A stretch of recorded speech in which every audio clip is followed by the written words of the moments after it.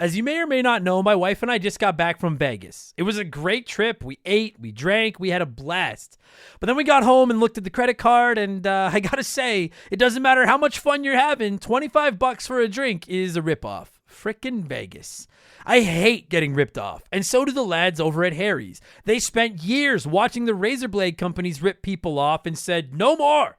Not all heroes wear capes, my friends, and they want to prove that they're legit by offering you hot dogs a $13 trial set for just $3 at harrys.com/RTG. I've been telling you about them for months, and I'm genuinely proud to have Harry's as a sponsor of this show. I wasn't kidding. The plastic, futuristic-looking crap razors you get at the store are overpriced and they're poor quality. Harry's blades are crisp, clean, and classy. They're the kind of razor you'd expect your grandpa to have on his bathroom counter. And most importantly, they work. Shave after shave, they're so smooth, they're precise. I used to go through the crappy store blades all the time, but Harry's are built to last. And they're not just better quality than the other names, they're more affordable. And they deliver. Just set your schedule, and for as little as $2, new blades, shaving creams, lotions, everything you need, right to your door when you need it. I genuinely cannot think of a reason not to try Harry's. And I'm not just saying this because they're sponsors. They're the best shaving supplies I've ever used. Try them out, and if you're not happy, your shave's on them. And unlike the other subscriptions, they're really easy to cancel if you want to too, which is a nice bonus, but believe me, you're not going to want to cancel. Getting ripped off isn't funny. Switch to Harry's. Get started with a $13 trial set for just $3 at harrys.com/RTG. That's harrys.com/RTG for a $3 trial set.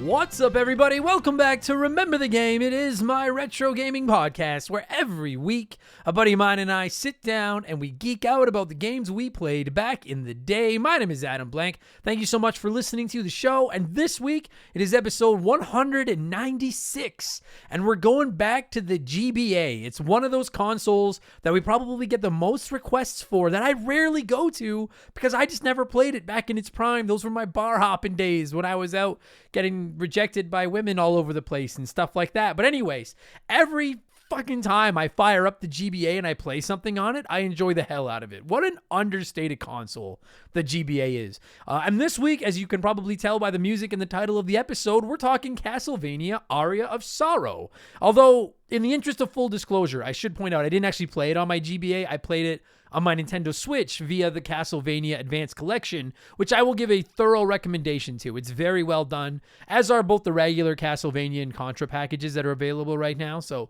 I don't make any money off, shouting them out or anything. They're both just really good collections. All three of them are, so they're worth checking out if you're interested. I will say though, I did get money for this episode. This episode is one of our sponsored episodes where a member of the community has been generous enough to sponsor the game we're talking about over on Patreon. And my man Tin Smasher picked this one. And this is a really rad story because Tin Smasher won the Remember the Game Fantasy Football League we had running over in our Discord over the last season of the NFL, and used part of his winnings to sponsor an episode of the show, knowing that a portion of that would be donated to charity, which is really, really fucking cool of him. So massive thank you to my man Tin Smasher, not only for being a generous motherfucker, but for turning me on to such a rad game, because I love this game. And if you haven't listened to it yet, we reviewed Castlevania Symphony of the Night a couple of months ago. It was episode 182. And I gotta say, I was pretty underwhelmed by that game. And I know, send your hate mail to rememberthegame@gmail.com. I got a ton of it. They still come in every few days. But this game, Aria of Sorrow, this was everything that I wanted Symphony of the Night to be. I fucking loved this game. Is it perfect?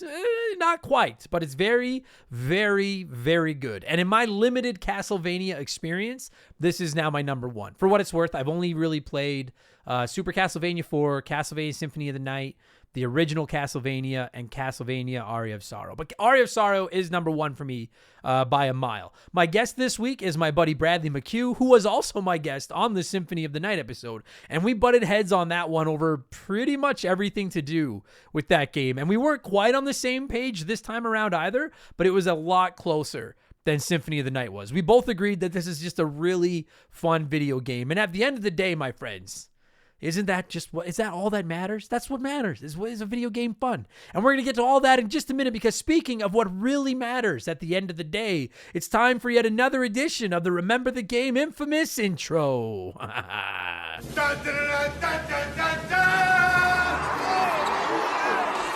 And if you're new to the podcast, welcome aboard. Consider this your warning. Our intros have gotten kind of long. They're out of control now, but they're fun. We talk video games, and it's not just, it is just rambling, but it's video game rambling. You know what? Our intro is like the very first part of a Castlevania game, when it's just crappy zombies and skeletons, and you're just cracking skulls and finding slabs of meat everywhere and eating it and enjoying the scenery. It's very chill. But if you do want to skip it, if you're just here for Castlevania talk, go about 30 minutes up the road and you'll be in Castlevania country, and we'll go from there, okay? I got to do my quick plug. I got to do it. It's my job. We have merchandise. We have hoodies, t-shirts, coffee mugs, posters, all rocking incredible art that was drawn by my man Joe. You can check out all of his work at 4545creative.com if you're interested, and you can check out our merchandise at rememberthegamepodcast.com if you're like, I would really like to wear a stupid shirt to support this stupid idiot from Canada who loves video games. Well, you can find it all at rememberthegamepodcast.com. It's a great way to support the show. And of course, if you're like, I don't do clothes, that's not how, I don't know what traditions are like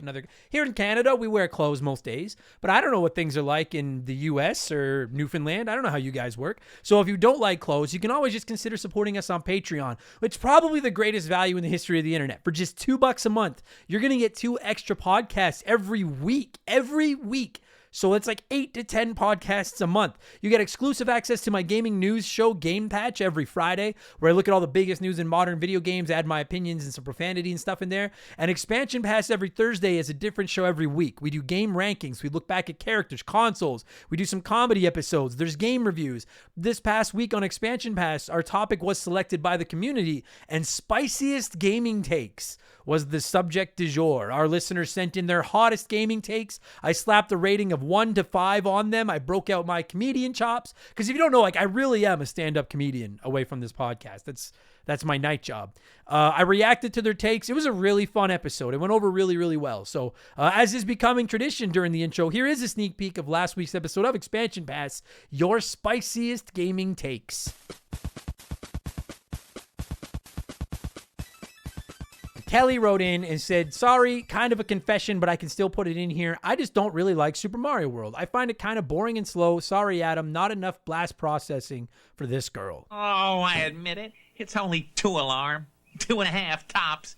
I just wanted to be a big man in front of the kids. 2 stars, because I don't think that you're trying to troll me. I just think that you really don't like Super Mario World, which makes sense because you're young, and you young fucking kids are just, you don't know good. All you fucking know is the internet and fucking NSYNC and fucking plastic or paper straws instead of plastic, and you don't know what dial-up internet was like. So 2 stars. I almost would have given you 3 stars for that take, Kelly, but you came in and said, sorry, Adam. And I don't want, there's no sorries in Spice. You don't go to a chili cook-off, and then when you eat the chili and it's too hot, they're like, oh my gosh, I'm sorry. You go like, yeah, it fucking hurts. Have fun later on the toilet. It hurts.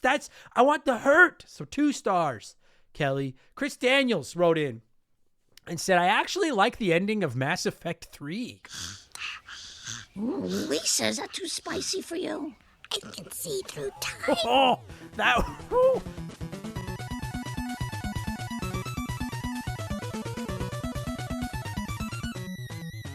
So that episode's available now in our archives, and this week for Expansion Pass number 109, I'm going to review Kirby and the Forgotten Land for the Nintendo Switch, which is a game that I had absolutely no intention of playing until everyone just kept saying, it's really good, you should play it, it's really good. So I finally bit the bullet, and not to spoil the review, but yeah, y'all were right. It's a really, really good friggin' video game. So that'll be tomorrow's episode. Again, $2 gets you 2 extra shows a week, plus instant access to about 200 archived episodes, plus Plus, access to join our Remember the Game Discord, the chance to vote in our Patreon poll at the beginning of every month. It's live right now. The ability to submit comments for all of our podcasts, and you're going to get a shout out and get to hear me mispronounce your name like I'm about to do to most of these people. A huge thank you to our newest patrons, and there's a lot of them this week, so I'll go thank you so much. I'm going to try to rip through these and see how many of them I fuck up. A huge thank you to Taylor Nordinger, Kyle Tuner.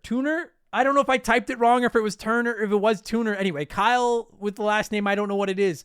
Fucking, it's 2 names in. Taylor Nordinger, Kyle Tuner or Turner, Red Hood Todd, George Emmett, Scott Lancaster, Christophilus Maximus, Jason Workman, Michael Columbus, Dem Boys on the Roof, Stephen Carney, Sweet Tea, Brando Osimo, Oh What the Fuck LOL, which I just got right before I read it. I thought it was Oh What the Full. Cannibal Corey, Brady Tinnen, Steven McGregor, Donatello Eats Ass, as all the cool turtles do. Trent Richardson, Last Minute Hero, Brent Strickhauser, Cinematic One, Max Legroom, Darth Maggot, Super Mario World is not as good as Adam says. That's not fucking true. Nicholas Duncan, Darren's Johnson, love that handle. SSG, current Remember the Game Hall of Famer Mark McHugh, James Juan Francesco, I hope I didn't fuck that up, James, Caesar Bustos, The Jamaican Nightmare, Doug Walsh, Vincent Auclair, Christopher Wynn, and Lauren LaRuzic. I'm sure I fucked a whole bunch of those up, but a massive thank you to all of you for joining Patreon. Patreon.com/Remember the Game. And to wrap up the sales pitch, I won't mention Patreon again until the end of the show. 5% of our Patreon every month is getting donated to our Remember the Children 24-hour charity stream at the end of the year. So you're helping the kids out too. We're over $900 right now, and we still have a lot of year to go. So thank you all so much. Patreon.com/Remember the Game. And you can find me on Twitch. If you're interested, I'm over there, twitch.tv/Remember the Game. A couple of nights a week. Sometimes I'm gaming. Sometimes I just build Legos. And I talk life and watch hockey and build Legos. So you can come by, go to twitch.tv and look for Remember the Game, not Remember. And that's enough blowing myself. Let's blow some of you by blowing in our cartridges. It is our opening segment on the show. I read a few comments and questions from our patrons, usually gaming related, but not always. And we call this segment Blowing in the Cartridge. He blows all right. He blows big time. That's it, honey. Get into the spirit. Let's blow. Our first blower this week is Master Vivi, who wrote in and said, keeping with the theme of Castlevania, what game drives you crazy the most on enemy hitback, most likely into a pit? Mine is a little NES title called Battle of Olympus. P.S. Congratulations on #1 in Canada. Yeah, we were the #1 video game in Canada like a week ago. I think we're #4 in the US right now on the leisure charts. So we're fucking beasts. So thank you, Vivi. And thanks to all of you, by the way, for listening and helping us get there. I'm fucking wild. So what game drives me crazy the most on enemy hitback? You know what? It probably is Castlevania. The original Castlevania. Those motherfucking Medusa heads are just the biggest load of cheese of all time. And then the stairs don't catch you because the stairs in Castlevania, at least in the early games, don't fucking work. So it would either be Castlevania or the other one that jumps into my mind is Ninja Gaiden. But Castlevania makes me substantially angrier than Ninja does. So that's my answer. The fucking knockback is such garbage. Fucking Castlevania. Thanks for writing in, Vivi. That Bailey guy wrote in and said, hey, Adam, a non-gaming related question. With the Stanley Cup playoffs just getting underway, who do you think will make it to the Cup finals and who do you want to see in the Cup finals? So yeah, if you don't know, I am a Canadian, so this is part of my, it's part of our Constitution or our Bill of Rights or whatever it is we have here in Canada. I'm legally required to tell you who I think will win the Cup. I think the Stanley Cup finals will come down to Colorado and Carolina, and I'm picking Colorado in 6. Who do I want to see in the Cup finals? I really would like to see Colorado. So I'm going to say Colorado and Florida is who I'd like to see in the finals. Either way, I think Colorado wins. They're my pick to win the Cup. I think they're fucking beasts. Thanks for writing in, Bailey guy. The 16-bit Big Boss wrote in and said, Harvest Moon 64 is the game I want to see on the Nintendo 64 online service most, which got me thinking, did you ever get into the farming / slice of life Sims a la Harvest Moon / Story of Season? I know you said you're afraid to touch Stardew Valley because you get sucked in, but I love them. They're my favorite no pressure, just chill games to play. Thanks for the show, Farmer Blank. I listen when I'm working in my real life garden. I can't wait for my hot peppers to come in ready in a few months. Hell yeah. I don't play a lot of those. The only like farming type game I could think of that I've played I guess it's not even farming, but it's I played Animal Crossing. I know it's not totally farming. I played Animal Crossing New Leaf on my 3DS quite a bit when it came out, and I really enjoyed it. And then, as I've told the story on here a few times, I'm a recovering Minecraft addict. I don't play it anymore, or very rarely. So no, I've never played anything Harvest Moon or any of those other games. I've never played Stardew Valley. Not because I don't think they're good. People are always telling me they're great. I have zero doubt they're great. That's precisely why I won't touch them. My backlog has become a being on itself, and it's going to fall on me and kill me someday. And I just can't afford to lose hundreds of hours into one of those games when I need to keep up on the backlog. So yeah, the only one I can think of I've played is Animal Crossing New Leaf, and I don't know if you'd consider that a farming game, but that's probably the closest one outside of Minecraft itself. Thanks for writing in, Big Boss. Good luck with your hot peppers. Last Minute Hero wrote in and said, hey, Adam, have you ever heard of or used retro achievements when playing classic games for your podcasts? I found out about the website myself about 2 years ago when I switched an emulation machine front end to Launchbox, and there was a retro score at the very top where it redirected me to retroachievements.org, and I signed up. The site has been around for a few years, but pretty much they break down the code of games that do not have achievements and create goals and leaderboards that are similar to that of the Xbox achievement system or PlayStation trophy system. I always had a hard time going back and staying interested in playing retro games, but having retro achievements attached to my emulators, it's breathed new life into all the titles that I used to love. I'm currently ranked 1163rd out of over 400. Is that so? The number that's written here is 40,5444. But I'm assuming it's 405,000. It's either 405,444 or 40,544 registered tracked users. Either way, to be in the top 1,100 of that is pretty good. And I've been working my way up the leaderboard for the past 2 years or so. I encourage you and any of your listeners to check it out if you have a love of retro games and achievement hunting, as games are added daily by creators. Would love to see you show up on the leaderboard one day. Cheers. You know what? Last Minute Hero, retroachievements.org is a website that's come up a few times because I've talked about how I wish Nintendo had like an achievement/trophy system for their NES and SNES online games. And with PlayStation rolling out all of these new classic titles that are going to be added to PS Plus soon, I've been saying I wish that they would go back and add trophy support to some of them because I'm not a big trophy or achievements guy, but I love retro games, and that would be the one I'm interested in. I don't use retroachievements.org, but a vast majority of the retro games I play these days aren't emulated. Between the classic collections releasing everywhere, my collection of physical classic consoles, it's starting to grow unintentionally. Stuff like Nintendo Online and things like that. I play games on the up and I'm not dunking on those of you that use ROMs, but I play games on the up and up absolutely whenever possible.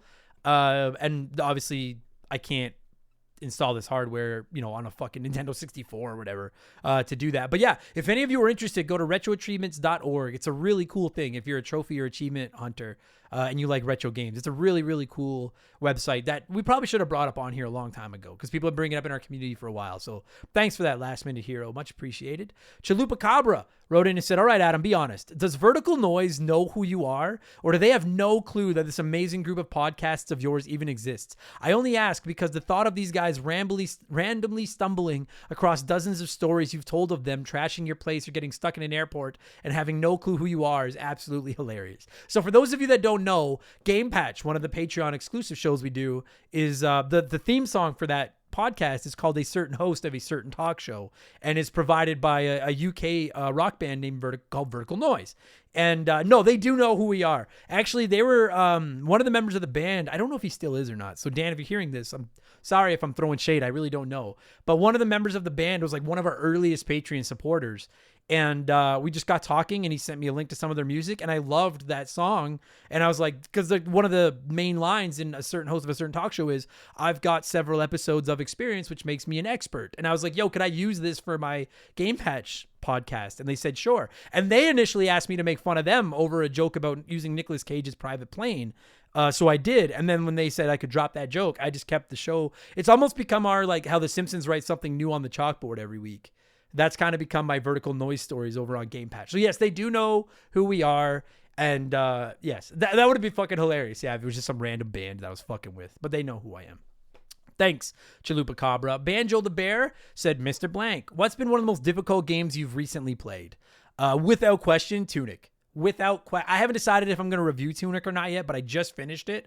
And the first, if you don't know what it is, it's an indie game. It's on Game Pass. I played it on Xbox. Kind of like a modernized Link to the Past aesthetic. isometric, very, very challenging game. Most of it, the combat isn't challenging. Trying to figure out where you're supposed to go and solving puzzles is challenging. But the final boss almost made me break a controller. It was fucking vicious. And I like my games tough, but that pushed me to my fucking limit. So Tunic, I haven't decided if I'm going to review it or not, because I haven't decided if that final boss ruined the experience for me or not. Tunic, most difficult game I've played in quite a while. Thank you, Banjo the Bear. And finally, before we move on from the segment, it's letter time. It's letter time. Bryce Jones wrote into us and said, "Hey, Adam, I've seen a lot of posts about indie games on here, so I did the right thing and wrote another post about it. After I got my Switch back from being fixed, the first thing I did was crack open the e-store. As I sat staring at the screen, deciding how to spend my hard-earned lunch money, I began to wonder, is it worth it to buy a AAA title for $80 or for the same price a few random indie games? On one hand, you know a lot of care and production went into the big title, and it's usually a safe buy. On the other hand, the same amount of care could have went into those indie games, but without proper reviews, it's hard to tell. Do I play one good game and know it's good, or do I play 3 indies and hope for the best? At the same time, struggling studios producing these games need our support, unlike the big guys. But I feel like without proper reviews or press coverage, they don't get it, and these great indie games fall by the wayside. I would like to hear your opinion. Anyway, I gotta go. I have the Northern Lights centralized entirely within my kitchen right now." Bryce, you got letter time for that Northern Lights fucking plug. That's a 9 out of 10 fucking sneak in Simpsons reference. Brah, like, I'm bowing. You can't see it. Well done. For anyone that doesn't know, and I think most of you do, I am a huge supporter of indie gaming. I started probably with Rogue Legacy on my PS4 years ago, and I have just fallen in love with indie games. And some of my legitimate favorite games of all time: Slay the Spire, Shovel Knight, Into the Breach. The list goes on. Nobody Saves the World, I just finished. I love a good indie game. And you're right. You get so much bang for your buck with some of these at a just smoking discounted price. And a lot of them are being developed by people like I don't know how old all of you listening to this are, but I'm 38. And I get a lot of messages from people that grew up in the 80s and 90s playing NES, SNES, Genesis, 64, PlayStation like I did. A ton of the people making these indie games grew up playing those games, and you could see the inspiration clear as day in their indie titles, and they're fucking excellent. The good reviews are out there. What I would recommend, anyone that's interested, I'm always willing to talk indie games. Feel free to yell at me. Do your homework, do some research. Just look up lists of best indie games. If you've got Game Pass, there's a ton of great indie games on there. Hollow Knight is a fucking another one. It's one of my favorite games of all time. I get why some people think that indie gaming is doing a lot of harm because it's almost becoming shovelware and there's so much crap. I don't disagree. There's a ton of crap out there, but sprinkled in the crap are legitimately some of the best games released in the last 10 years. So if you were to, if I'm sitting there with my Nintendo Switch and my choice is Mario Odyssey or 3 indie games for 2/3 of the price, I'm honestly going to go with the 3 indie games, assuming that they're 3 good indie games. So there's indie games covering every genre. I implore you, do a little bit of homework. There are reviews out there. A ton of smaller YouTubers do a lot of reviews of indie games as well. And that's something I would like to get more into. I just don't have fucking time to do it. Do your homework. But indie games, plus you're chancing $20 or 20 or 15 or 30 or whatever, as opposed to that $80 for that big AAA game. And that big AAA game, unless, Nintendo doesn't, but most big AAA games are going to end up on sale anyway. And you can grab some indie games to support an independent studio. So, I beat the indie drum hard. So I say check them out for sure. Anyway, thank you for all the submissions and blowing in the cartridge this week, everybody. Let's keep the show moving, and let's get into our Smash Hit segment, the official game show of Remember the Game Industries. Play one, remake one, erase one.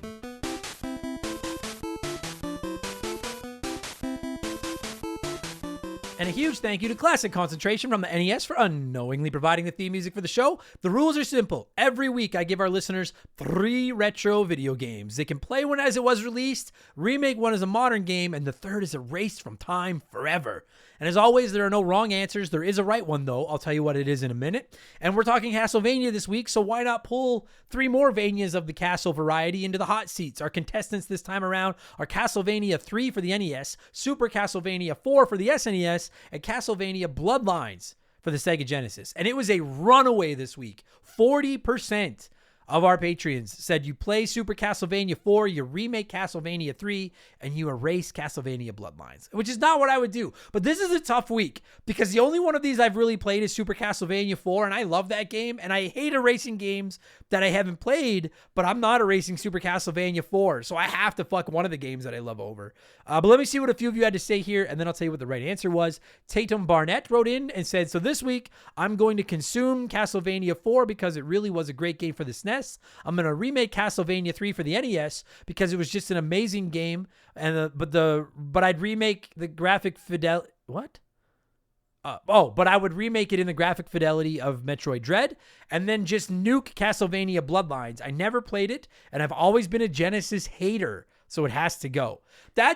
No, fuck that, man. Double secret probation, Tatum. You keep your anti-Genesisisms to yourself, Barnett, okay? The Genesis is fucking welcome here. If you're a Saturnian, if you're one of those Sega Saturnian freaks, well, you're a monster. But no, there's no Sega Genesis hate up in my fucking kitchen. So double secret probation, you fucking not lawyer sounding motherfucker. And anyone doesn't know, Tatum Barnett, that sounds like a lawyer's name. Zach Fazio wrote in and said, play Castlevania 3 because I never have, and the NES did them great back in the day. Remake Super Castlevania 4 because I can't erase to them the rules, and I would erase Castlevania Bloodlines. The cover art honks, and it's on Sega. So I'm not I'm not putting you on probation for hating on the Genesis because the cover art honks just legitimately made me laugh. That's a sweet. I don't know if I've ever heard the cover art honks. I like that.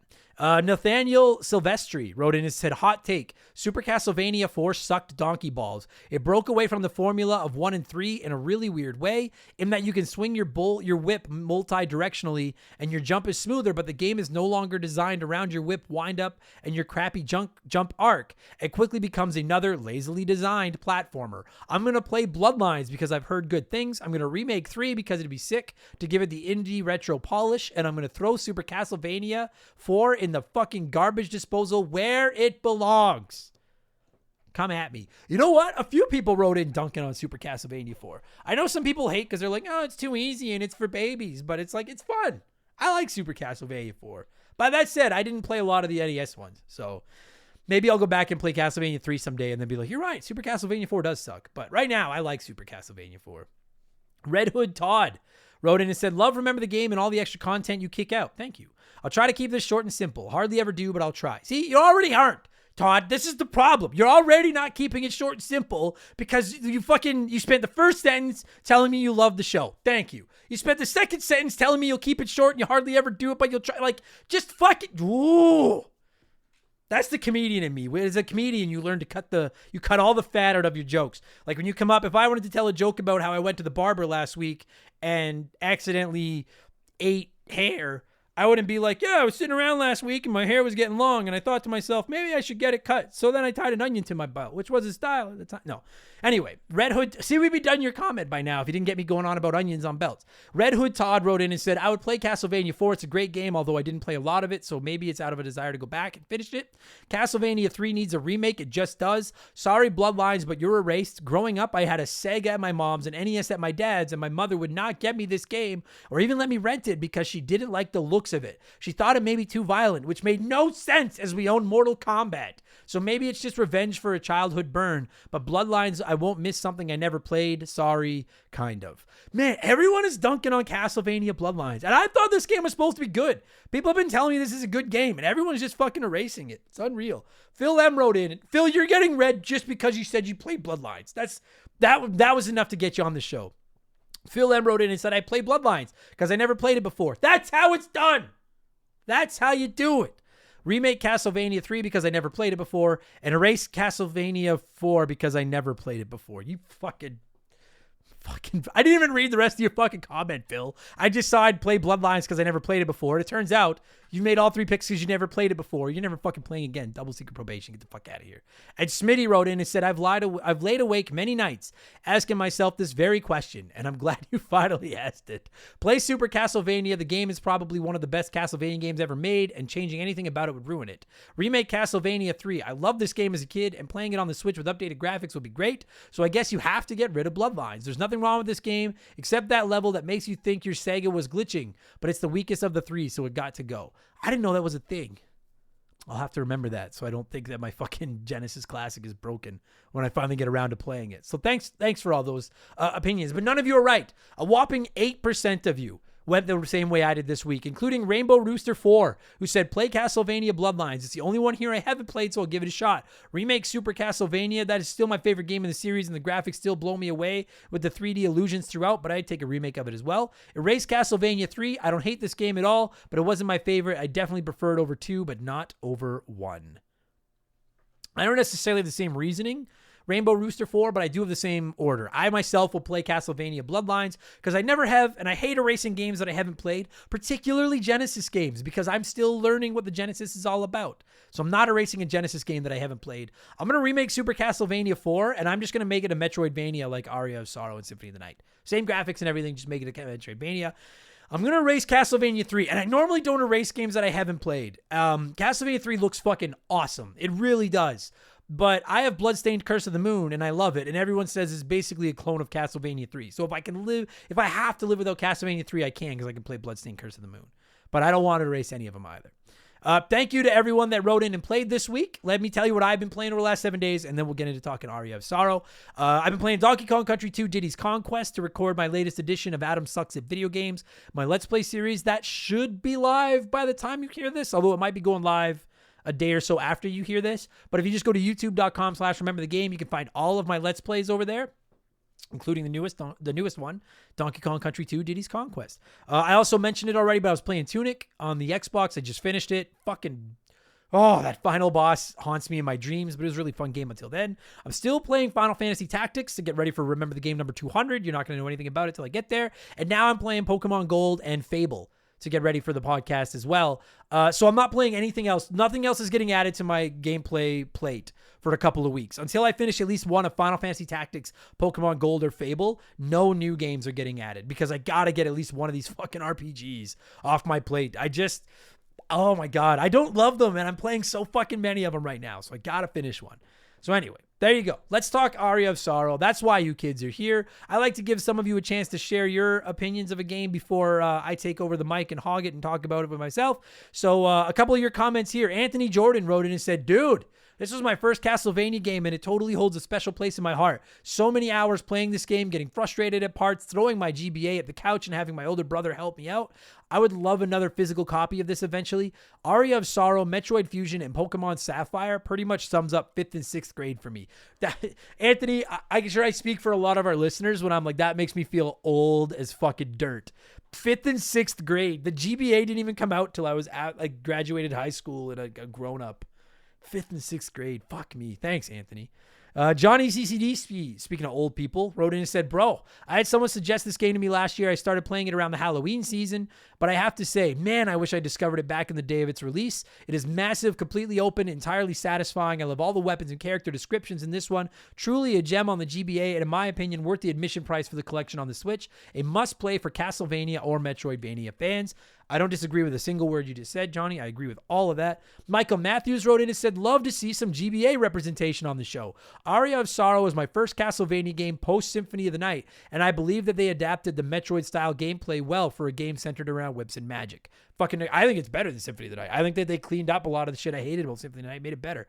And Chalupa Cabra wrote in and said, played through this on my Switch recently, and for the most part, I really enjoyed it. I feel like they had a hard time balancing the game in terms of difficulty, though. The first hour or so of the game I found very frustrating and difficult due to the lack of abilities, health, and being so far away from save locations as you explore. Then within 30 seconds of gameplay, you get the double jump ability, the fast travel, and the item shop, and all of a sudden the game felt way too easy. That being said, I had a great time playing it and would recommend it to anyone who's a fan of the genre. I actually don't disagree with that. Yeah, the earliest parts of this game will fuck you up. It took me forever to find a save room. But yeah, once you start gaining some power, I was pretty well on cruise control until the final secret boss, which we're going to get into in a minute. That final boss fed me my ass for a while. But no, great game. So thanks. I agree with what you're all saying. It's a great fucking game on a great console, and everybody should play it. Now, normally on these sponsored episodes, I give the sponsoree a chance to come on, or am I the sponsoree? They're the sponsorer. They have a chance to come on the show and talk about the game that they sponsored and why they picked it and stuff like that. I talked to Tin Smasher about it, and he respectfully bowed out. Said he just wanted to kick back, relax, and enjoy the episode, and he was just excited to hear me talk about a game that he loves so much.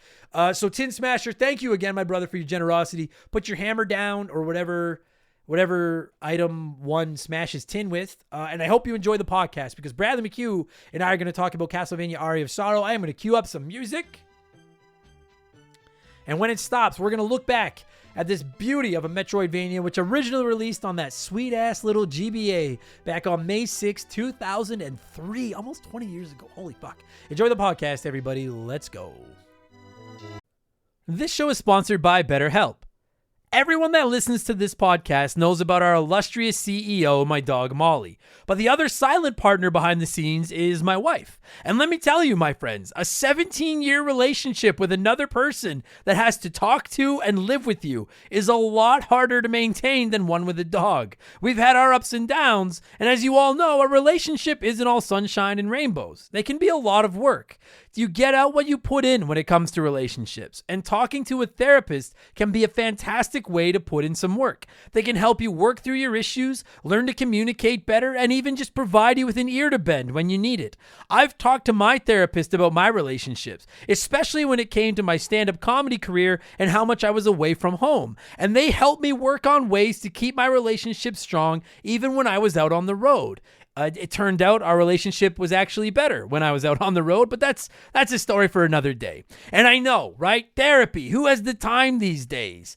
BetterHelp hears you, and they're making it easy. Fill out a quick form online, and they'll match you up with a therapist that suits your needs and that'll work around your schedule. You pick the meet times, and you can get your therapy fix from anywhere, over video, phone, or just chat. Become your own soulmate, whether you're looking for one or not. Visit BetterHelp.com/rememberthegame today to get 10% off your first month. That's BetterHelp, HELP.com/rememberthegame.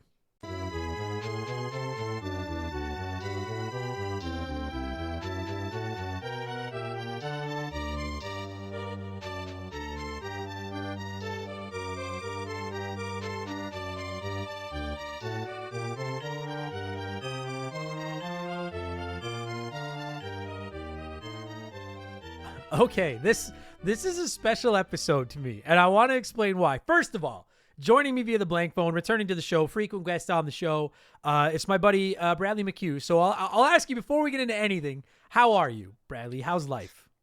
I'm doing great, honestly. I'm doing great. I've got a lot of time to play video games lately, so that's pretty much what I've been doing. That's perfect. As the rest of the world opens up and everyone goes back to normalcy, you're like, I have more time than ever to stay home and play video games. I'm going back into quarantine, my guy. You're like, no, we need to come up with a new pandemic so we can all stay home and play video games again. We don't need that, by the way. I'm joking. For the love of God, please don't make us all lock in the house. Please. So the reason I'm excited about this episode is because you were my guest for Castlevania Symphony of the Night, which I should have had in front of me what episode that was, but it wasn't too long ago. It was like 170 something. I don't remember. All right. So it was like, 4, 5, 6 months ago, whatever.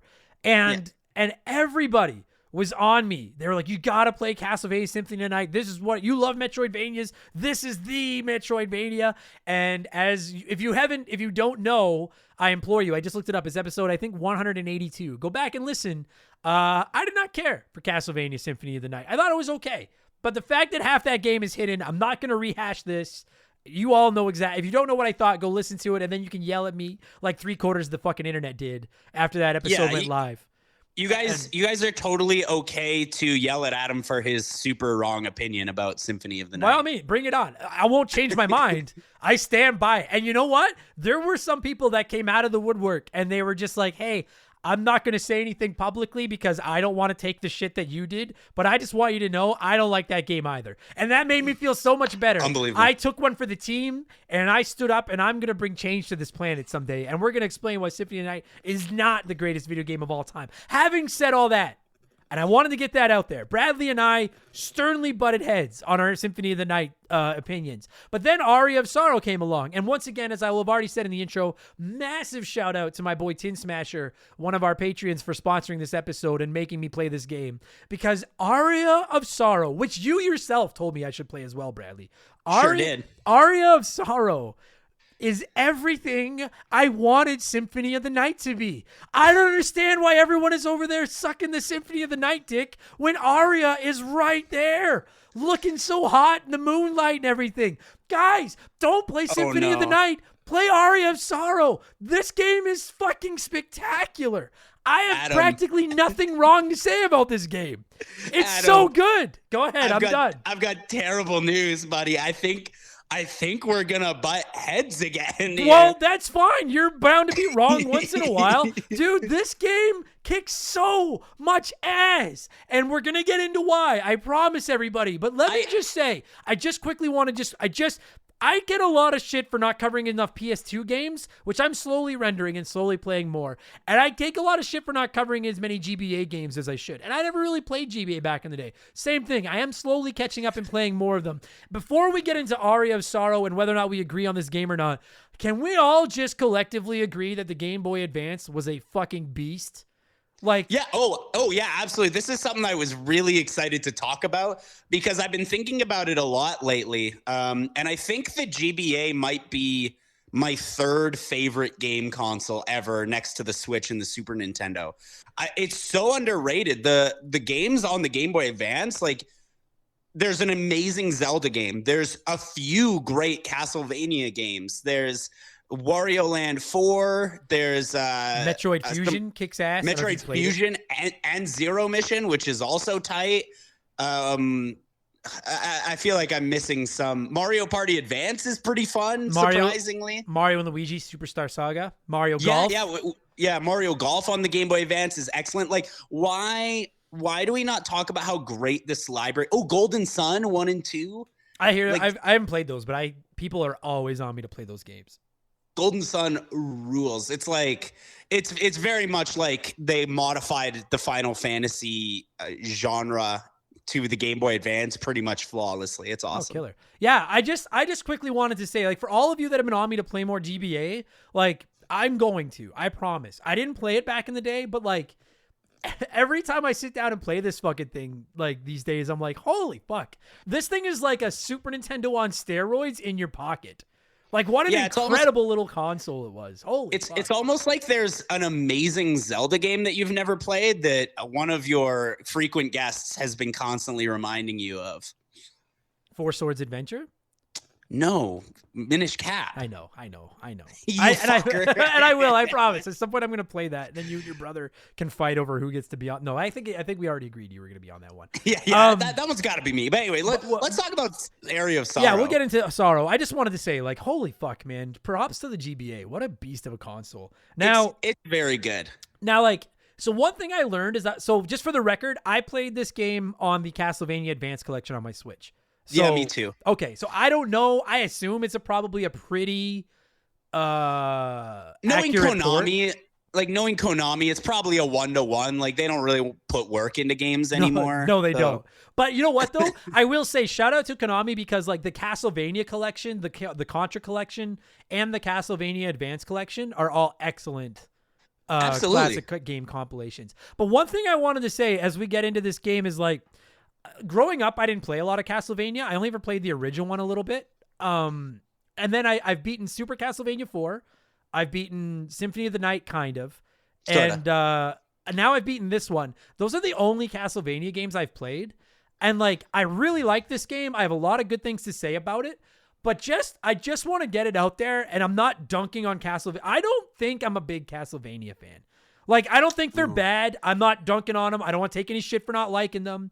I just I don't care about Dracula. Like, I don't care about that fucking idiot. And I just, like, they're fine games. But, like, and I like playing as Simon in Smash Brothers, too. I just, like, I think I'm slowly learning that, like, I'm not a big, like, they're okay. I like them better, I think. Like, I think this is now my favorite. Of the ones that I've played, this is my new favorite Castlevania. This one is my, like, as somebody who's played a lot of Castlevania, this one's my second favorite next to, oh boy, you're not going to like this. Symphony of the Night. Symphony of the Night is my favorite. And I really do want to talk about, like, why I believe that Symphony of the Night is better than Aria of Sorrow. Like, that's really what I want to bring down here. That being said, like, I also don't want to disparage Aria of Sorrow. I don't want anyone to walk away from this podcast thinking I don't love Aria of Sorrow. I do. No, quite it's rad. dearly, actually. It's a very good game. Let me say too, like, again, my Castlevania knowledge is very, very limited, but, like, I have played some of Castlevania 1. I played some of Castlevania 3 a little bit. I really want to play that one. I think it looks awesome. I did love Super Castlevania 4, but, like, even Symphony of the Night, which I had beef with, when this, and I think Symphony of the Night's probably when it happened, when this franchise really transitioned from, like, a side-scrolling action game to, like, a Metroidvania, hence the Vania part of Metroidvania, like, the franchise gets better that way. Like, there's so much, like, I like them so much better exploring this giant castle and getting new abilities and going back, as opposed to, like, level 1, level 2, level 3, like, that kind of stuff. I agree.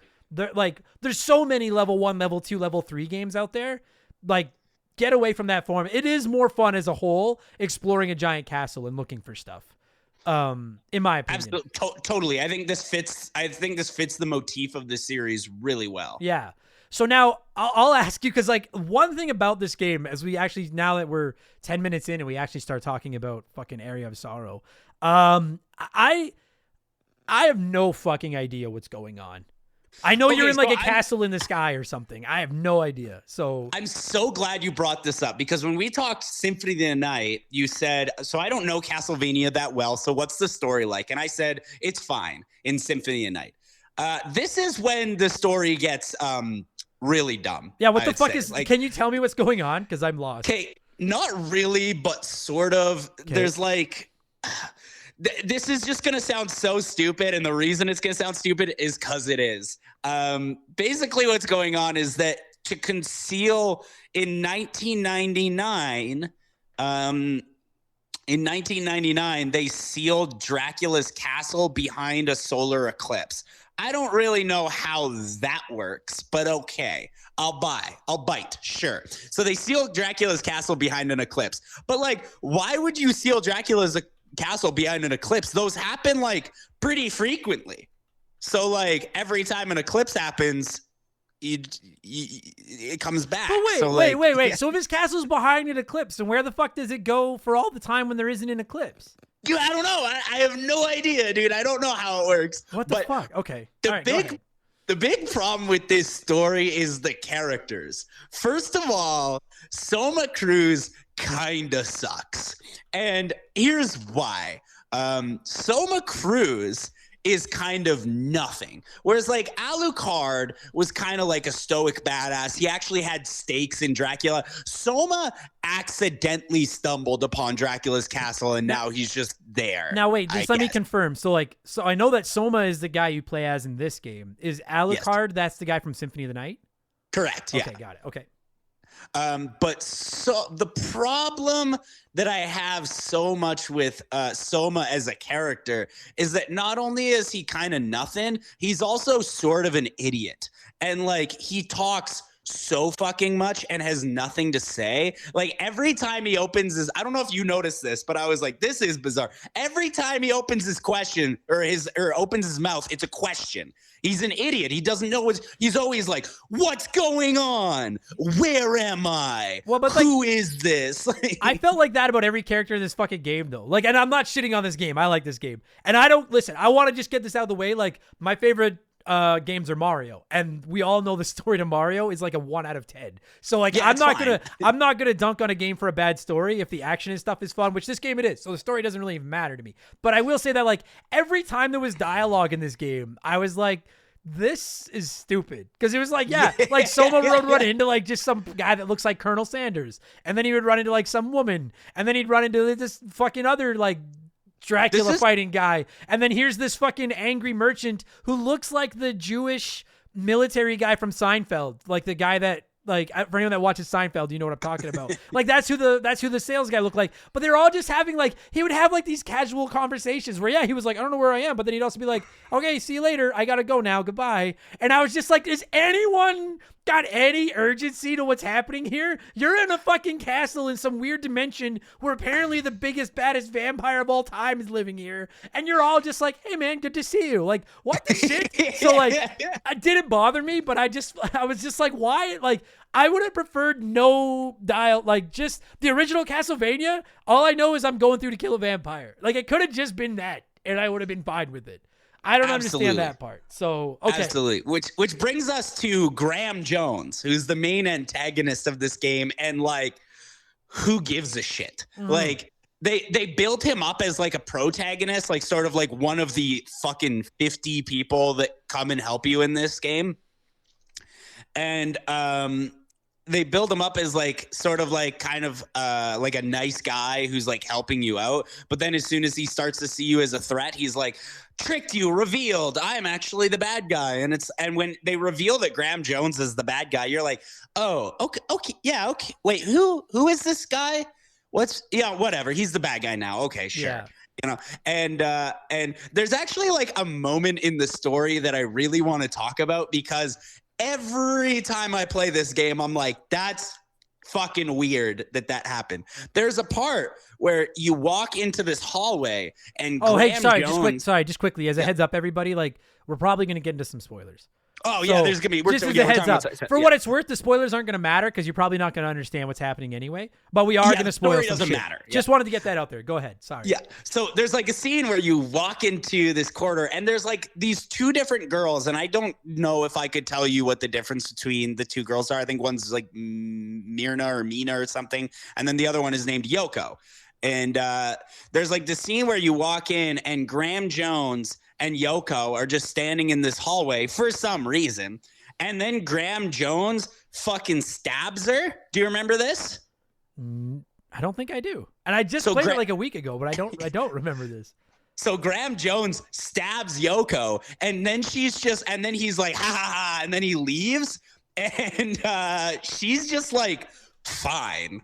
She's just like he didn't get her in a good place to like kill her. So they're like, yeah, she's going to be fine. You go on. And it's like, then what's the point? Yeah. What was the point of this whole interaction? Like, yeah, I agree with you. Like, that was like, I got to like, I mean, I'm sure I'll think of, oh no, I definitely have a couple other small things, but like my biggest gripe with this game was just that like, I don't really get what's going on. Having said that, like, it's not that big of gripe because I don't particularly care. I just want to have fun and play the game.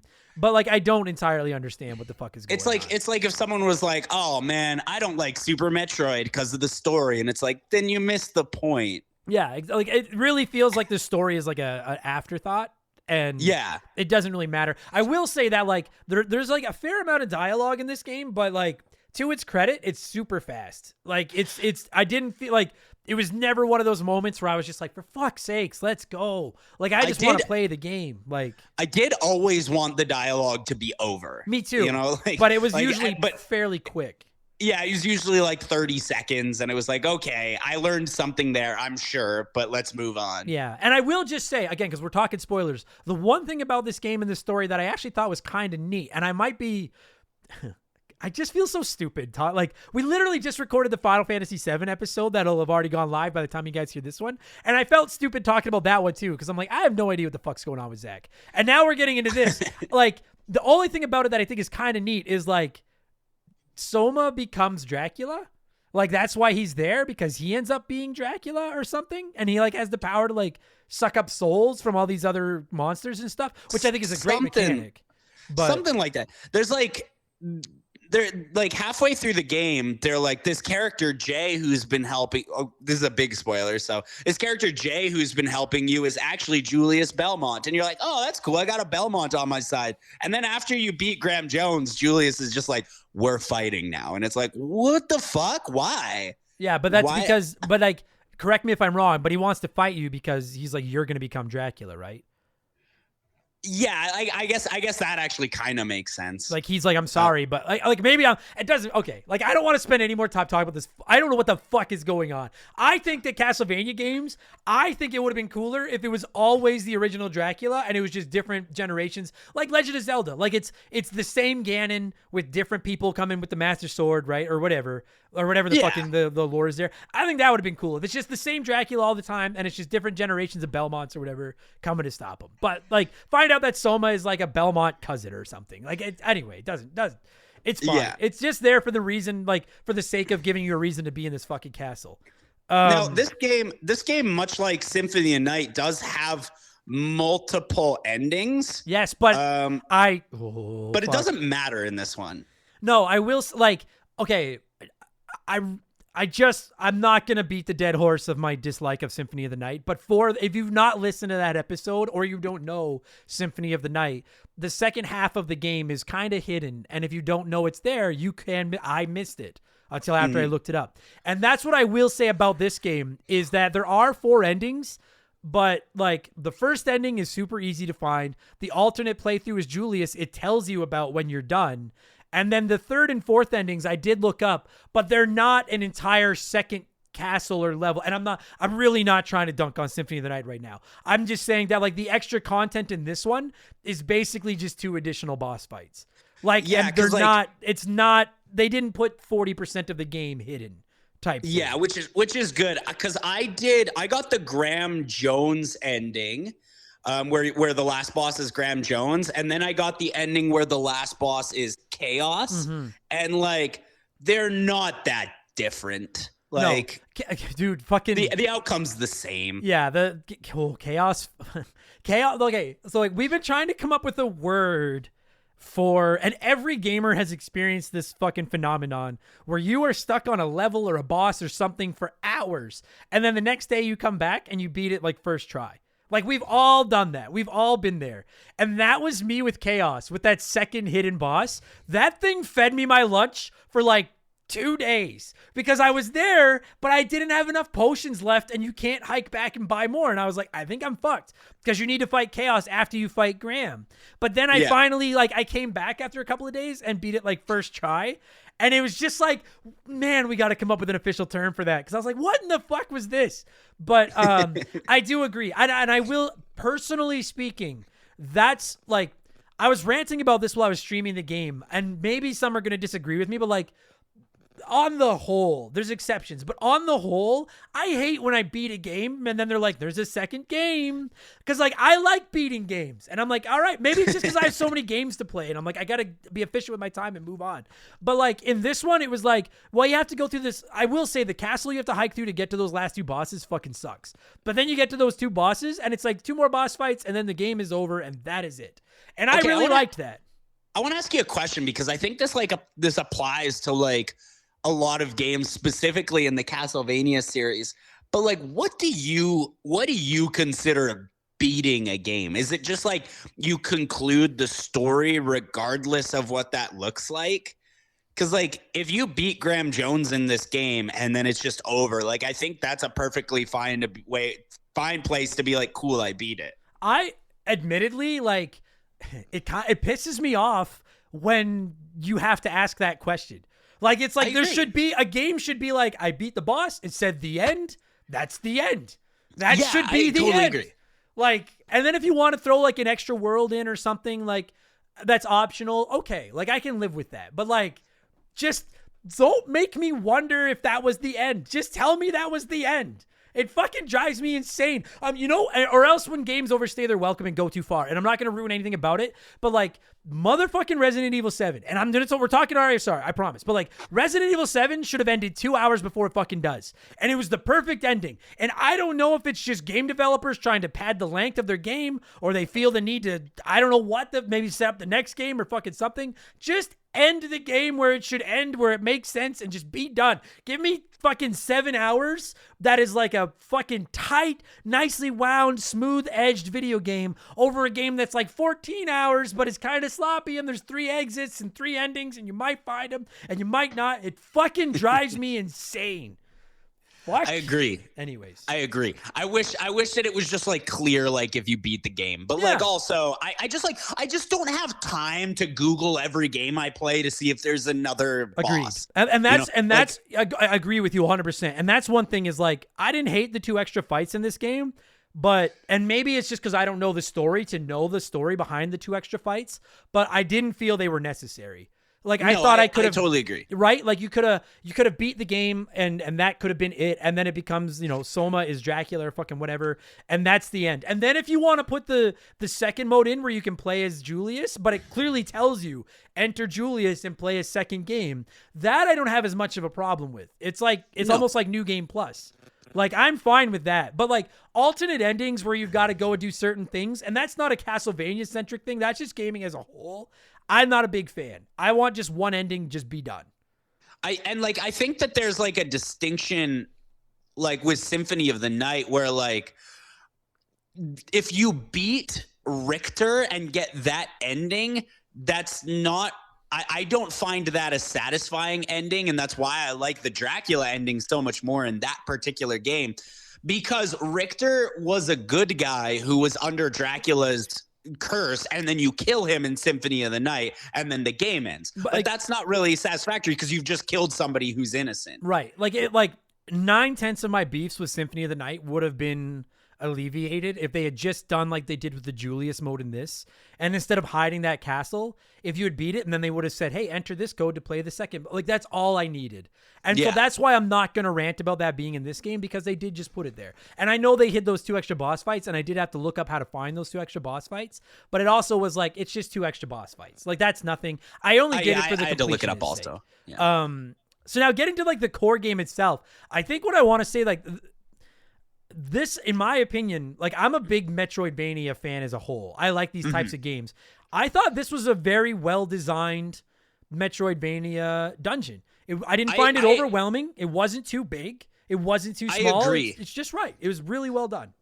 I agree. However, like there are things, we're going to be comparing this to Symphony a lot, and I'm sorry. It's impossible not to. Yeah. There are things that this game does much better than Symphony of the Night, and there's things that it does worse. And while I agree that, yes, I like the castle in this game, I don't think it's better than Symphony of the Nights, and here's why. This is gonna sound like not a complaint, but it's because it's a Metroidvania, it is a complaint. I didn't get lost enough. The game does a pretty good job at kind of nudging you in the right direction, and because of that, I didn't get lost, and I kind of want to when I play a Metroidvania. You know what I mean? I do, and you're right. I guess I kind of chalked it up to it being a Game Boy Advance game. And like, I just always assumed smaller, it's compact. Yeah, like I always just like, maybe that's fair or unfair, but going into a handheld game, I just assume it's gonna be like a fun size version of like a console game.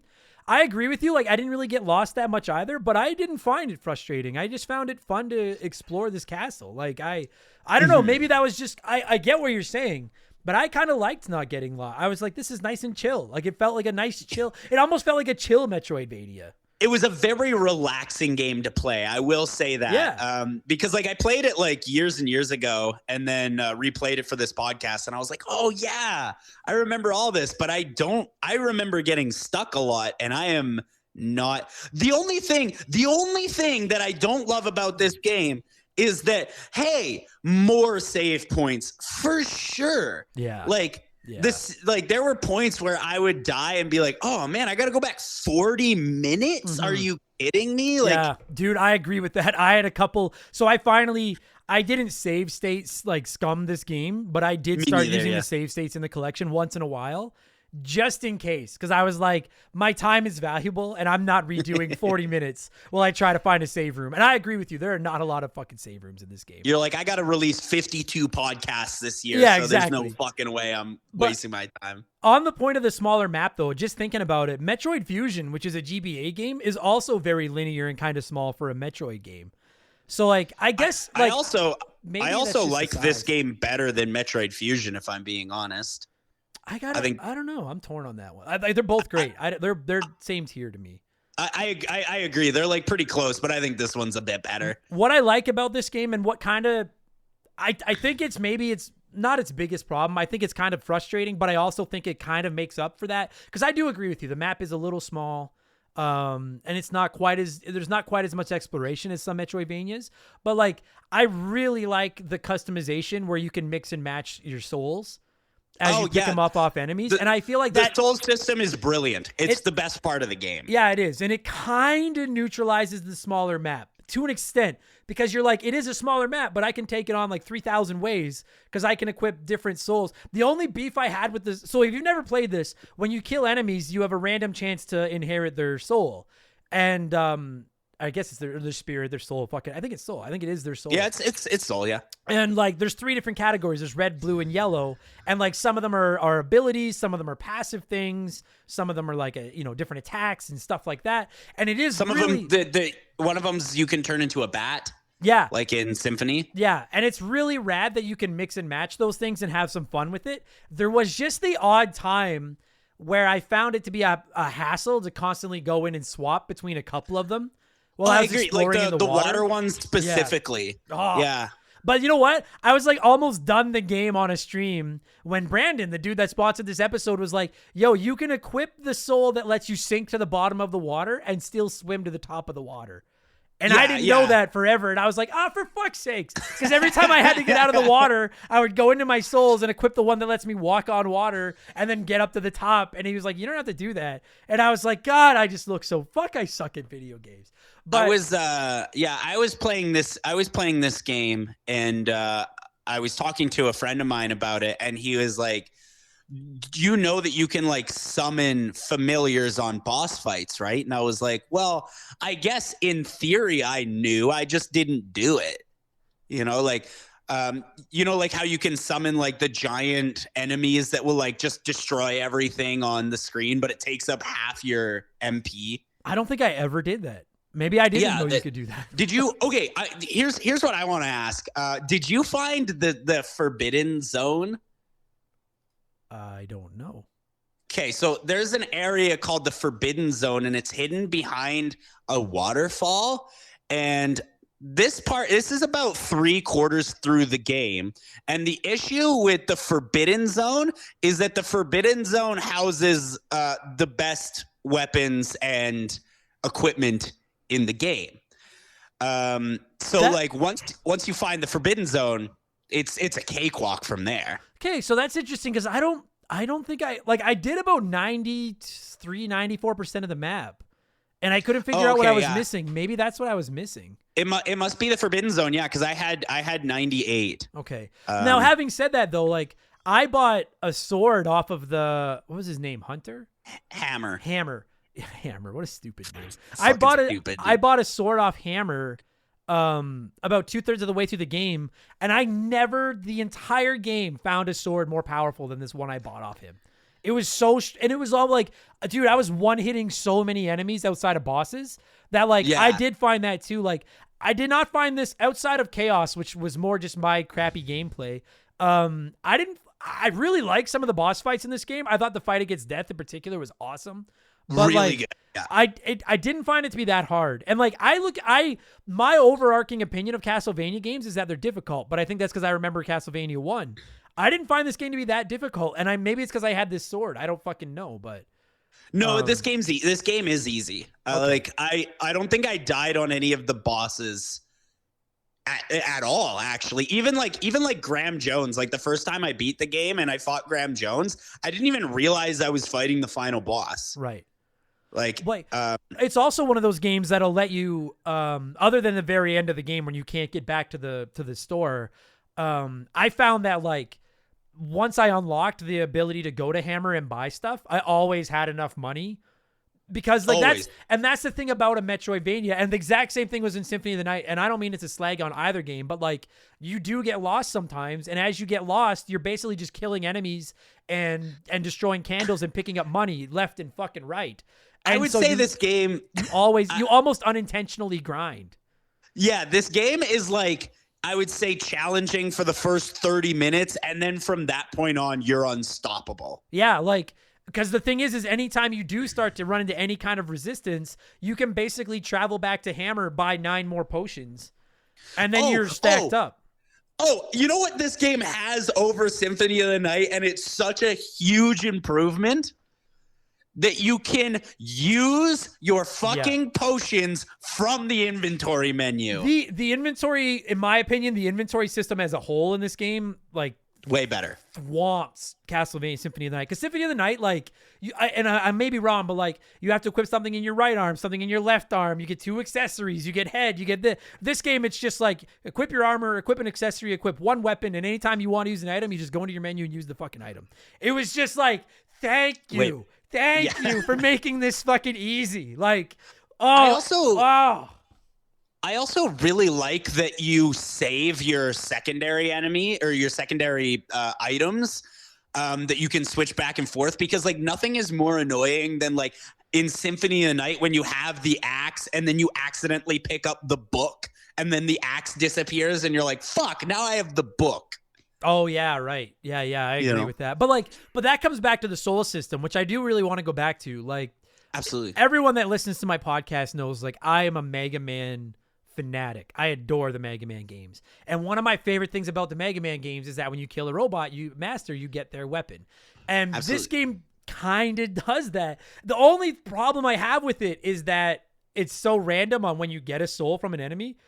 That like to grind, like Brandon was telling me that when he was playing it, he grinded to get every soul in the game, and it took him fucking forever. Which I was like, I don't have the patience to fucking do that. I don't get time for that. But, it sounds cool, but I don't got time for it. Yeah, but what's really, really cool in this game is that you can take a soul from every enemy in the game.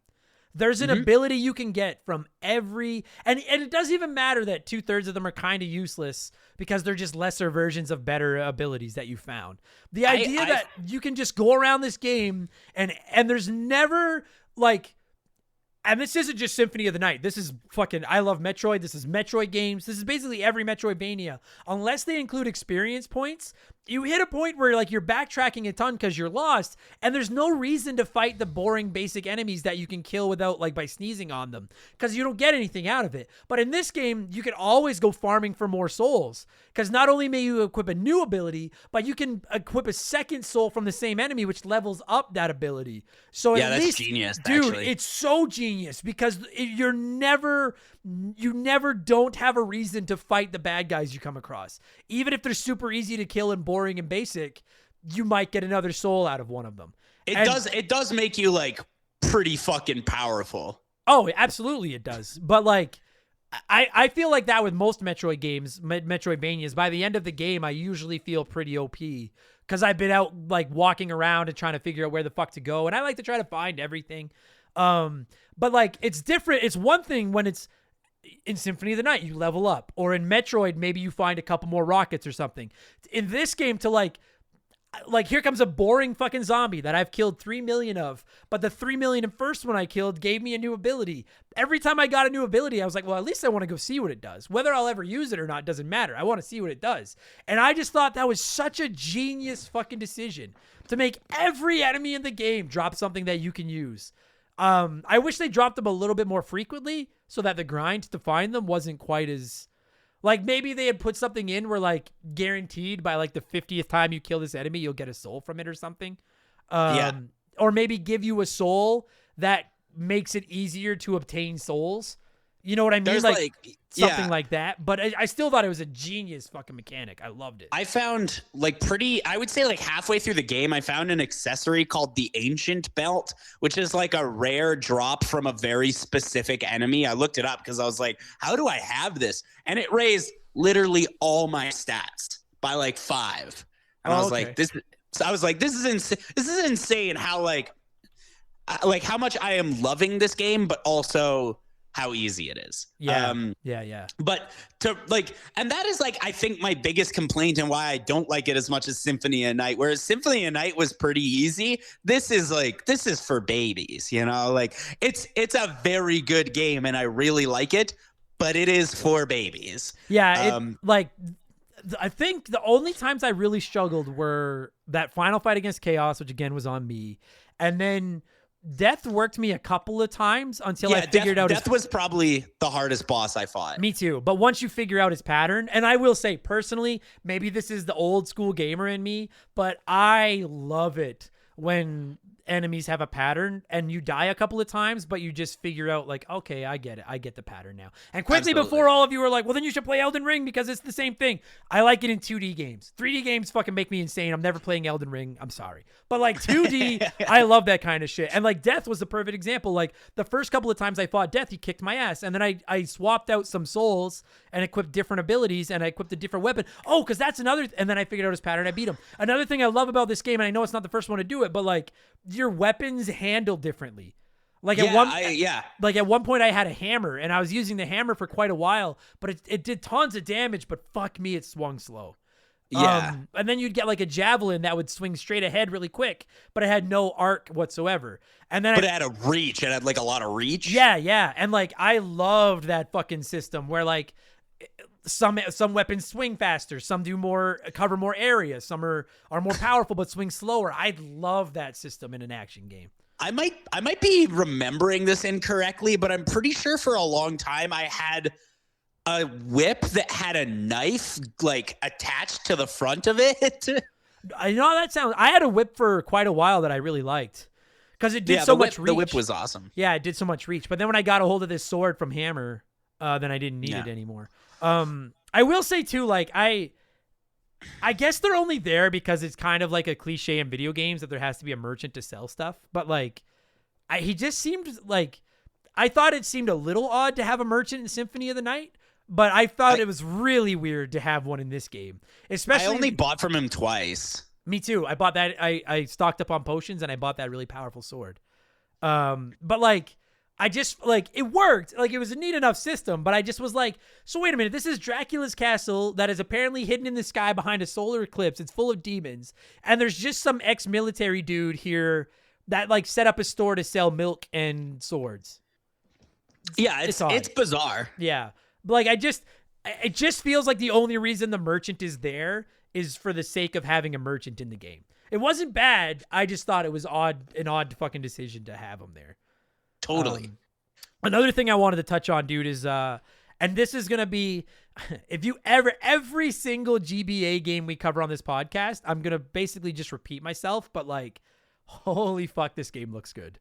Like I love it's a great looking game. I love and you were my guest. I loved the graphics on Symphony of the Night as well. I really did. Agreed. But the graphics on this game, considering it's on a little handheld console, like this is a good looking fucking video game. The backgrounds, all the enemies, the characters, everything in this game is just beautiful. The background specifically, like I was paying attention to them when I was playing this game, and like the backgrounds specifically are like very impressive for this hardware. Yeah, like dude, Game Boy, and I know the Game Boy Advance is comparing the Game Boy Advance to the original Game Boy is like comparing like the Super Nintendo to like a fucking Atari. Like I get that, but like I play a lot of like old Game Boy games for this podcast as well. And when I play them on like my 3DS, they look fine, but when I put them on my 4K monitor, they're kind of ugly. Whereas like GBA games, like they look just as good today as they did back then.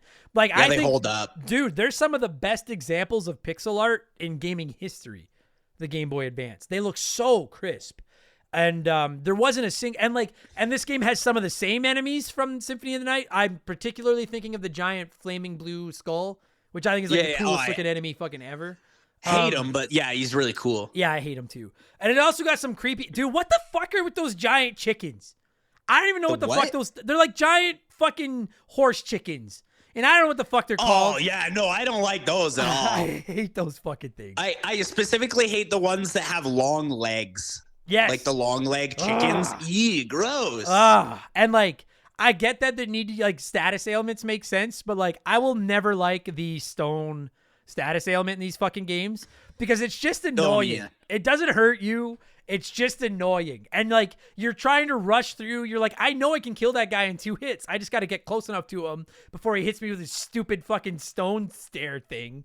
And then you get frozen in stone and then you're just mashing buttons trying to get loose. Fucking drives me up the wall. And Konami, like, I know, like, you don't make games anymore, but, like, if you do make another Castlevania game, like, how about enough of the Medusa heads? I've had enough.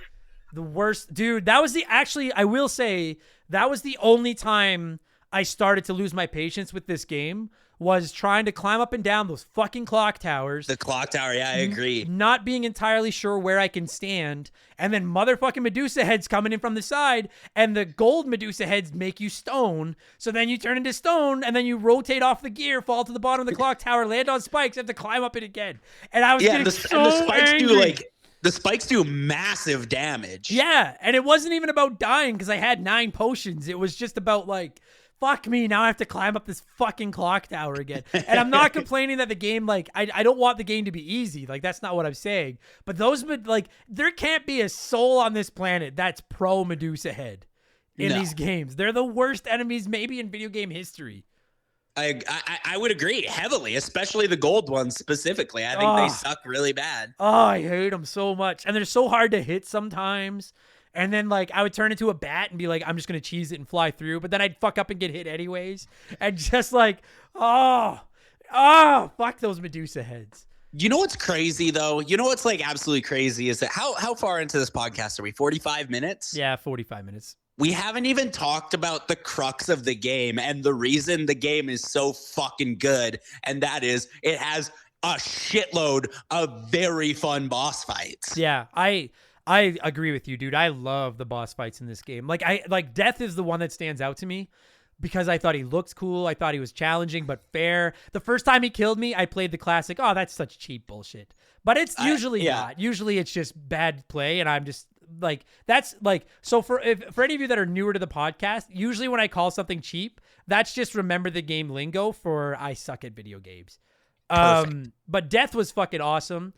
My favorite boss fight in the whole game, not only I thought was fun to fight, but like showed off what the Game Boy Advance could do. And it was Balor, who was like the giant in the Colosseum, who would like, he had like the big hands and the big face.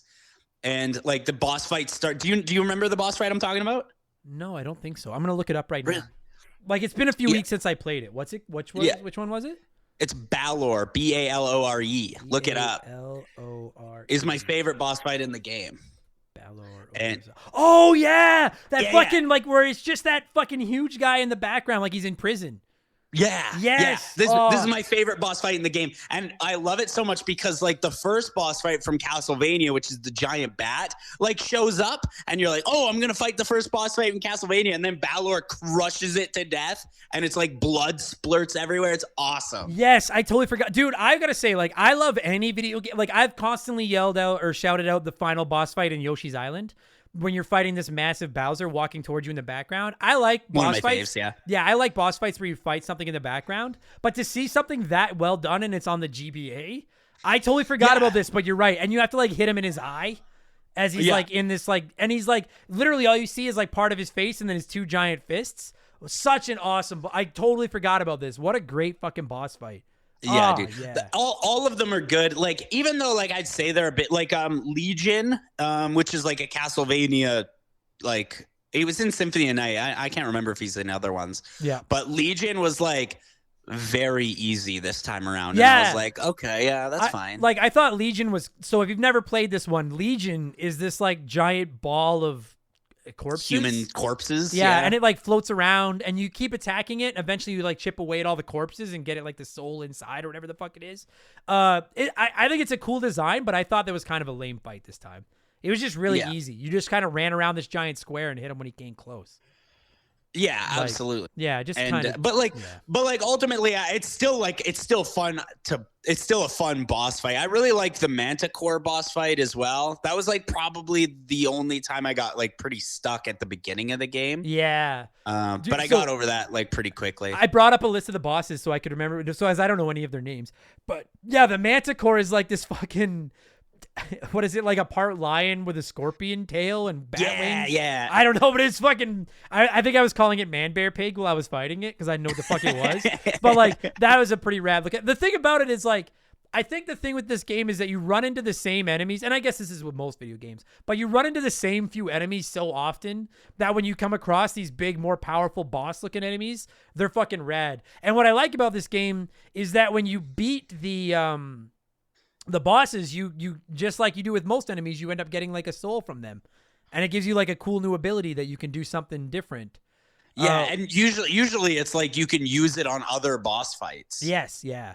Oh fuck yeah, so much. Like, I agree. And the thing about it was, again, like, outside of death, which was on me, and then that final fucking chaos fight, which again was on me. I hate boss fights where they're just. This isn't remember the game lingo. This is me being honest. I hate boss fights that are just cheap and they're just a giant enemy that just tries to run into you.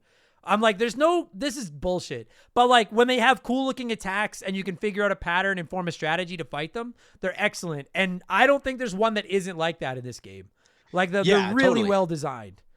Yeah, and I think the castle's well designed too. It's not my favorite Castlevania castle, but like I think it works pretty well, specifically for the platform that it's on. Yeah, the only issue I really had with the castle in this game was I found the water to be a nuisance, but I'm gonna think the water's a nuisance in literally every video game ever.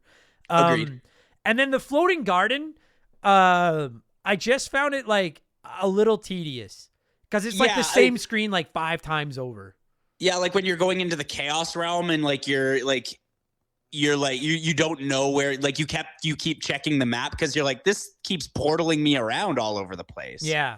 Like totally. It reminded me of like a ghost house in Mario, and I fucking hate ghost houses. And that was kind of what the castle, like the floating, like it would have been cool if it'd been like 3, but there's like 5 or 6, and most of them are the exact same design. It's just different enemies, so you're just running through them over and over and over again. And I was like, for fuck's sakes, like let's go.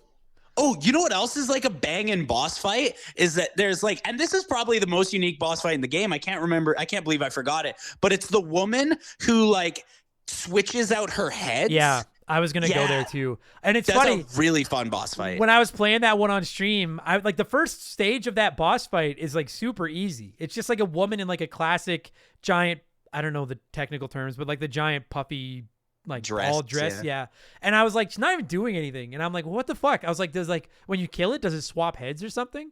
And then sure as fuck, I kill it, and then like another head comes off the background, turns it into like a whole like meaner looking woman that's like a little bit tougher. Then another head comes off the background and takes it from a woman into this like evil lizard thing that does even more damage. I love the lizard. Yeah, and I was like, yeah, I agree, dude. Like between that, death, the fucking giant badass creature thing in prison, the man bear pig. You're right. Like there are some excellent boss fights in this fucking game. Like they're really, yeah, totally. And like just again, like I have such a hard on for like pixel art, and like some of the sprites in this game are just stunning, like fucking gorgeous. Agreed. Man, I like. So we covered that. We covered the soul system is fucking excellent. I will ask, super good. Like personally, I played most of the game with my projectile weapon being the like a giant axe or whatever it was that you would throw and then it would boomerang back to you. I used the rock. There was like a giant rock that you could throw. I don't think I ever got that one, a giant rock. Yeah, that's what I used for most of the game. I had the throwable hammer, and then near the end of the game, I picked up the ability to spit like 5 fireballs out in front of you, and then I rolled with that one the rest of the way. But that's rad that you and I played the same game and rolled with totally different powers. Like that's the cool thing about this game, and that's where I think there's some replay in it, because like there's not a lot of replay as far as exploration goes, because like you said, it's not the biggest castle in the world, and you're like unintentionally you're gonna see 80+% of it.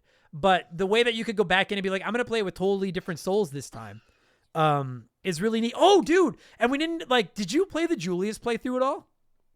No, I didn't. But I've heard that it's like pretty intense and like the best way to speed run. Yeah, like I didn't finish it. I just kind of I got like, so like the Julius run plays like vintage Castlevania. You can't level up, you can't get new weapons, you can't inherit souls from the enemies, but you've got like 4 classic Castlevania weapons that you can scroll through. Like you've got cool. the boomerang axe, or the boomerang cross, I mean. The potion, can you throw the potion? Yeah, I always called it holy water. I think that is what it is, actually. Yeah, I think there's the holy water. I think there's the giant arcing axe that throws up in the air and comes down. And then he's got a whip. But it plays like a classic Castlevania game. And I didn't finish it because honestly, like I found it a little bit boring after playing where I could swap out all my souls and go crazy and customize. Yeah. But it's not, I will say, like, it's not a half-assed, like, you know when you beat like a Mario game and then you can play through the game again, but they just made the Goombas into Beetles? Or like, Yeah, yeah. like, and it's like, okay, but you didn't really do anything. Like, this is the exact same castle, but with a different character using different abilities and stuff. And yeah, the only reason I didn't finish it was because like I had already put so many hours into playing it as Soma or whatever the fuck his name was. I just found it a little bit boring. But it is. Is it this? It's the same game though, right? I don't know because I didn't get that far into it. Like, I don't think it's the same cutscenes and stuff. I assume there's a different story to it. Yeah, I wonder what happens when you get to the Julius boss fight. Yeah, and I don't know, but I will say like props to them for being like, some games pad their game by just being like I said, you can play through it again on hard mode. But this game was just like, no, we made a whole second playable character that plays like classic Castlevania through the same castle. Go nuts. And, oh my God. Okay. So I'm sorry, but like I was curious about this. So I looked it up just now. Yeah. And when you get to the Julius boss, like it doesn't look like there's any story in the second playthrough, but when you get to the Julius boss fight, you just fight Julius as Julius. Oh, okay. Yeah, that seems like maybe they didn't finish something. Yeah, maybe there. that's a little bit mailed in, but like, yeah, I like when I went to start it because I saw there was a new game, you could play a new game as Julius, but I assumed it was the same game where you'd still like steal souls and upgrade your abilities and stuff. And then when I found out that it isn't, I was like, I guess some would say that maybe kind of lazy. I thought it was really cool that they were like, here, like, by the way, here's some vintage Castlevania, like vintage abilities, vintage whip. No leveling up, just retro Castlevania. The only thing you do level up on the Julius playthrough is you still fight the bosses, but when you fight them, I forgot about this. You fight the bosses, you just get an orb that just ups your like overall strength and magic and stuff a bit. And that makes sense, yeah. Yeah, like you can go right to the end of the game if you know how to get there, or you can go around and fight all of these the other bosses and just stockpile a bunch of like health and magic upgrades before you go to the final boss. That's smart, yeah. But like for a GBA game from like 20 years ago that maybe you bought and you're like, well, this is my game that I'm playing for the next month. It does add some replay to it, which is cool.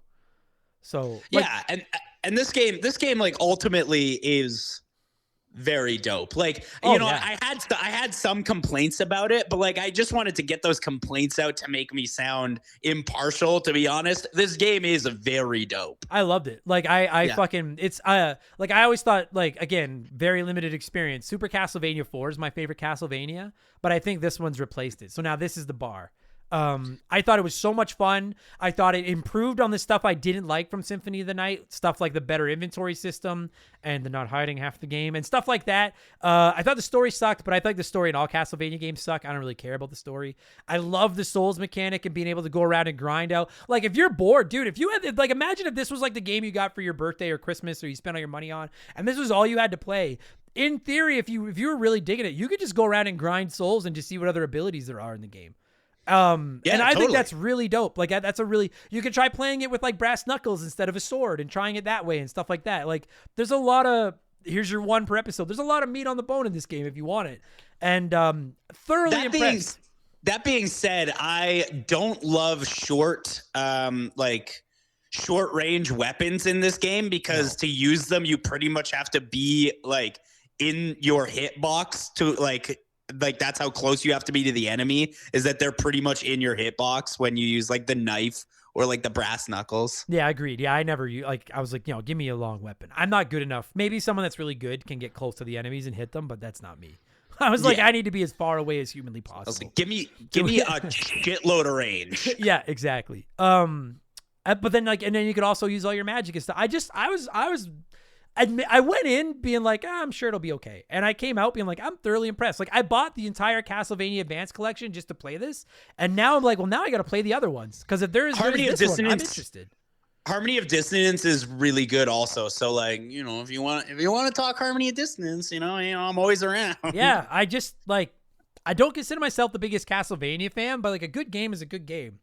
And at the end of the day, like, that's what this was. This was just a good, I enjoyed myself. This was just a fun video game. It's a blast. So how the fuck do we score this thing? Castlevania Aria of Sorrow.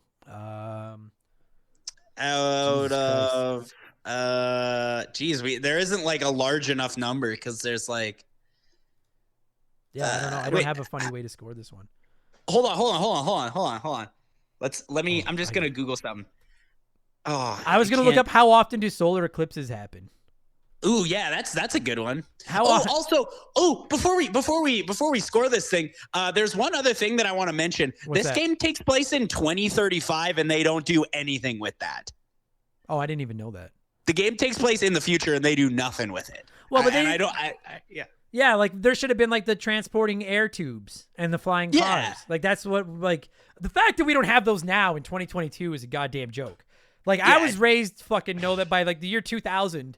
Like didn't you ever read Archie 2000? Like shit's supposed to be different. Nothing's fucking different. We have smartphones and the internet where we're all just assholes to each other. Nothing The else is Jetsons fucking takes changed. place in 2003. Seriously? Yeah. Ah, fucking sick.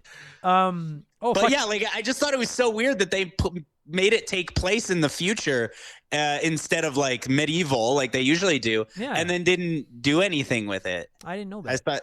I thought it was just so bizarre that there was like nothing. It says that solar eclipses happen 2 to 4 times a year around the world, so that's no fucking good. Fuck. okay, Wait. How many, so here. How many? What? I just Googled how old is Dracula, and it says 591 years old.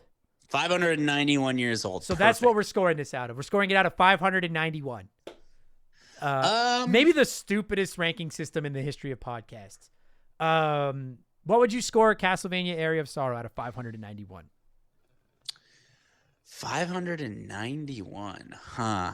That's a like maybe 550. That's exactly where I was gonna go. That's lame. Yeah, like 550. It sounds about right. It's not the best game I've ever played, but it's good. Yeah, that's literally the exact number I had in mind. So I'm gonna go 551 just to be different. But like, Price is Right me. Yeah, exactly. But it's like an 8 out of 10. Like it's a good fucking video game. And like I will just say, having not played the other 2 games, so I can't speak to them. But if you've been on the fence about the Castlevania Advance Collection, having played 1, I'm like, it's another quality collection. Like I know we're all mad at Konami for not doing more video games, and I agree with that. But like, I've bought the Contra, the Castlevania, and now the Castlevania Advance Collection, and I have no qualms with any of them. Yeah, Like I've got all 3 also. They're perfect. They're all great. And it goes on sale all the time. So if you're cheap like me, just wait for it to go on sale. Totally. And you can pick it up.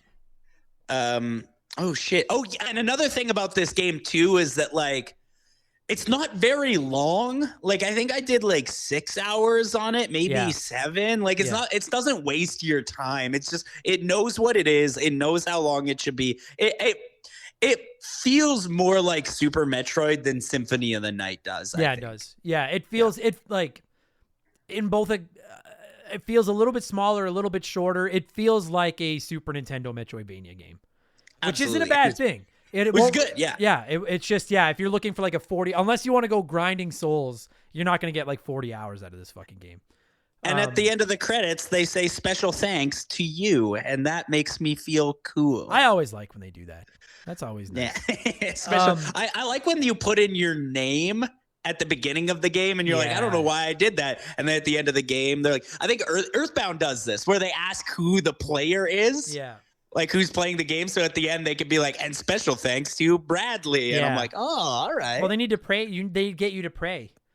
They get you to pray for that. But like, it's always Hoju because I always enter Hoju. But we might have to jump into the DS realm too, because the DS ones are also like pretty good. Yeah, we have never covered a DS game on the show, but like they're entering that territory. If we can do PS3 and Xbox 360 games, we can do the odd DS game.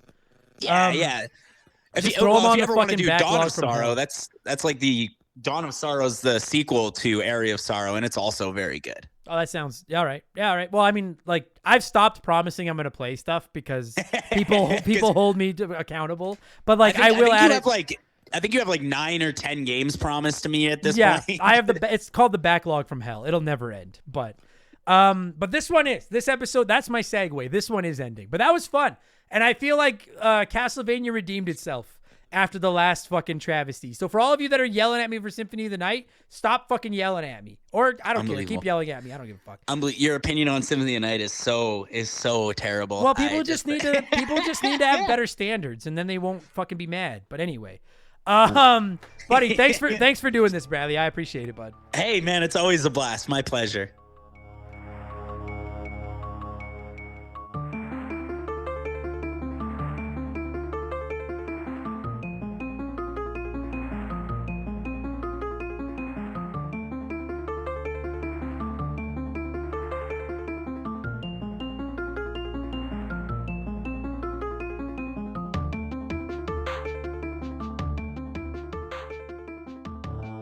That's going to do it for this week's episode. Bradley, thank you so much for giving me a call and talking Aria of Sorrow. Tin Smasher, thank you so much for sponsoring the episode and donating part of your fantasy football championship winnings, of which I paid part of, I guess, because I sucked the hind banana in that fantasy football league.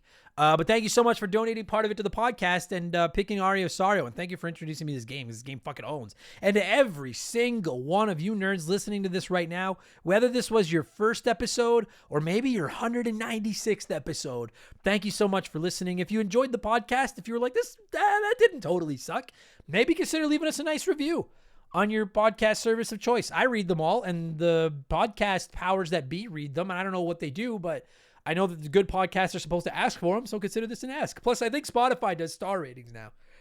So thank you very much for listening, and consider leaving me a nice review if you want to. I just burped while I begged you to say this show doesn't suck. That's how good this fucking show is. And if you're like, man, I can't get enough of this guy's annoying voice, maybe consider supporting us on Patreon. It's only $2 a month. $2. It helps me out. You donate some money to charity and you get access to over 200 bonus podcasts plus 2 additional shows every week. And you can vote in our Patreon poll right now that runs until May 9th. You can join our Discord, all kinds of badass stuff. Patreon.com/rememberthegame. It helps me keep the lights on. I appreciate it. I have a P.O. box if you'd like to just send me a postcard or a letter, something little.